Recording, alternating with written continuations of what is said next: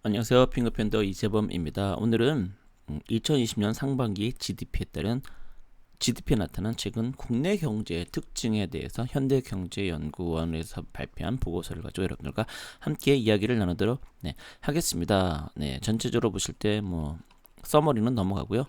곧장 한다 그러면 상반기 국내 경제 성장률이 마이너스 기록을 해서 얼마 전에도 너무 난리가 났었죠. 그래서 전기 대비로 보면은 97년에 4분기 마이너스 0.5, 98년에 1분기 마이너스 6.8, 2분기 마이너스 0.8이었었고요. 전기 대비로서 2008년에 4분기에 마이너스 3.3, 2009년에 0.1, 2분기 1.3이 되었었는데 올해 2020년 상반기 전기 대비 기준이 2020년 1분기가 마이너스 1.3, 2분기는 마이너스 3.3. 그러니까 오히려 경제 성장률이 더 많이 후퇴를 했다. 그래서 이걸로 이제 난리가 났었는데요. 아시겠지만 미국은 마이너스 32% 낮다라고 합니다. 그래서 물론 이제 요게 우리랑 걔네들이 약간 좀 다릅니다. 미국은 전년 동기이고요. 저희는 전기 대비로서 좀 다르긴 합니다만 그래도 미국이 전기 대비로도 그러니까 8%인가 9% 마이너스가 났다라고 하더라고요. 그러니까 한국이 상대적으로 잘하고 있는 거죠. 그래서 실제로 전 세계적인 그런 경제 예측하는 그런 보고서를 보면은 한국이 제일 잘할 거다. 제일 잘할 건데 마이너스예요. 네, 어쨌든 그럼에도 불구하고 제일 잘할 거다 이런 얘기를 하고 있습니다. 그래서 전체적으로 국내 경제 성장률을 본다 하더라도요, 2000년대에 들어와서는 거의 대부분 예전에 이렇게 10% 하다가 2000년대까지만 해도 5% 하다가 2010년대 들어와서는 거의 5% 가본 적이 단 한 번도 없습니다. 그런 측면에서는 한국이 이제는 5% 가는 건 거의 불가능이라는 표현은 너무 극단적이긴 하지만 좀 힘들지 않을까. 2, 3% 때에서만 계속해서 유지가 돼도 정말 잘한다 칭찬할 필요가 있습니다. 그래서 뉴스나 그런 데서 2, 3%밖에 못한다고 해서 막 이렇게 뭐라고 하는 건 오히려 그 의도를 좀 의심할 필요가 있지 않나라고 생각합니다. 이러다 보니까 우리 어르신들이 항상 옛날이 좋았지. 왜냐면 그 어르신들의 머릿속엔 이때가 항상 있었거든요. 이 90년대. 그래서 그런 게 아닌가라고 생각을 좀 하시면 되지 않을 듯합니다. 그래서 2020년 상반기에 보면 경제 성장률을 대부분 정부 재정 지출에 기인하고 있으며 민간 기업들은 축소됐다. 그러니까 결국은 이제 많이 경기가 어렵고 경제가 어렵다 보니까 국가에서라도 그래도 뭔가 지출을 하고 국가에서라도 뭔가 일자리를 창출하고 노력해야 했다. 근데 또 이것도 욕을 하시는 분들이 있는데 저는 아니 그럼 국가라도 나서 뭔가를 해야지. 그럼 국가가 손 놓고 있어요? 그거를 욕한다는 건 좀 그렇죠. 그렇게 오히려 칭찬할 건 칭찬하는 게 좋지 않나로 생각합니다. 그래서 GDP 증가율 민간과 정부 부분의 추이를 보면 확실히 정부가 압도적이네요. 근데 민간은 거의 마이너스 계속 떨어지기만 하고 결국엔 이 둘은 서로 간에 이제 빨리 교차 얘는 밑으로 내려가고 얘는 민간은 위로 올라가고 그런 날이 오기를 바랄 뿐이다라고 생각을 합니다. 그래서 보시는 것처럼 정부가 점점 늘어났고 민간은 점점점 줄어들어서 오히려 상반기에는 2020년 마이너스가 됐다. 그래서 얘가 다시 이 위로 올라가서 이렇게 2017년 요때처럼 되기를 바라는 거죠. 민간분의 소비가 급감하고 투자는 미약한 회복세. 그래 그나마 투자가 좀 회복세를 실현됐다는 게 그나마 좀 다행이면 다행이다라고 했습니다. 그래서 이 민간 부분 소비가 보시면 IMF 외환위기 때요, 98년 상반기에 마이너스 13%, 그리고 하반기에 마이너스 10%. 그래도 좀 줄이긴 했지만 여전히 마이너스입니다. 근데 글로벌 금융 위기 때 마이너스 0.6, 그다음에 2009년에는 마이너스 2.5. 근데 보시면 올해 2016년에 전년 동기 대비 마이너스 4.4%이다 보니까 얼마나 많이 상태가 안 좋은지를 우리가 알 수 있다라고 해서 민간 소비 증가율 자체가 보면은 이렇게 이 정도면 거의 폭락 수준이다라고 할 수 있습니다. 대신에 이렇게 민간 투자 증가율이 그래도 그나마 이렇게 19년에 2018년에서 19년 요때 바닥을 치고 점점 좀 올라간 게 그나마 그 투자를 하면 그만큼 돈을 쓴다는 얘기니까요. 기업이 그로 인해서 뭔가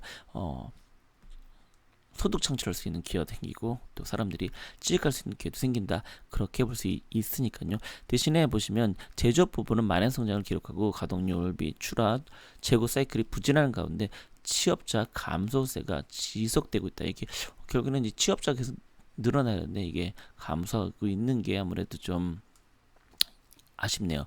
제조업 성장률이 IMF 때 마이너스 9%, 하반기 4.6, 글로벌 금융위기 때 2008년 하반기 0.5, 2009년 상반기 8.9%. 이렇게 아주 안 좋았었는데요.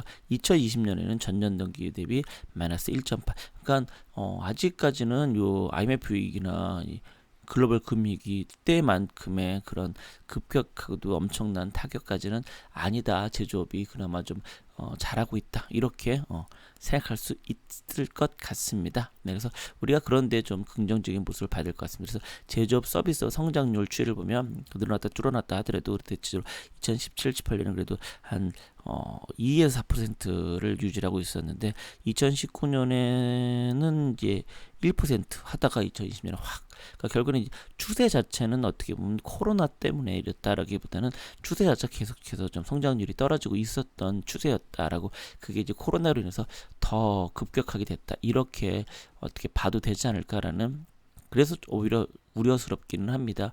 코로나가 아니라 추세가 됐던 거라서요. 하지만 코로나로 인해서 그게 더 급격히 됐었기 때문에 반대로 생각하면 그 모든 불확실성이 다 해소되고 다시 또 올라갈 일만 남았다.